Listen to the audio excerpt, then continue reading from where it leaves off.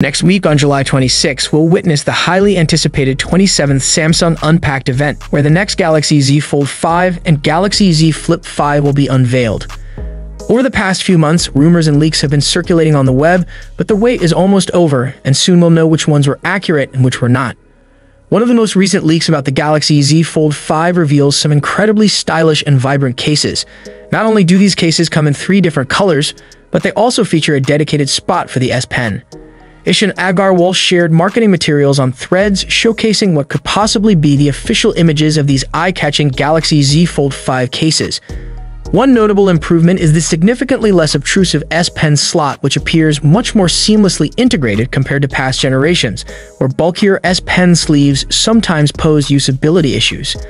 On Twitter, the serial tipster Ice Universe posted a photo revealing the alleged Samsung Galaxy Z Fold 5 cases. These cases do indeed include a dedicated S Pen slot, and it seems the holster can be detached when not in use.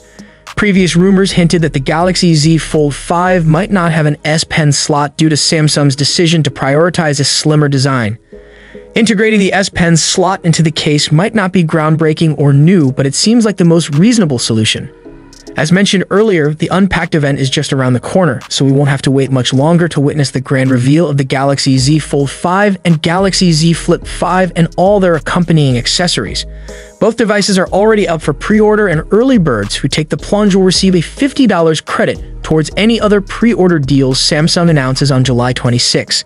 If the Galaxy Z Fold 5 does not have an S Pen slot built in, why do you think Samsung decided to include a dedicated spot for the S Pen in the case? Do let us know your thoughts about it in the comment section. Hope you liked and subscribed to this channel. I will see you in next one.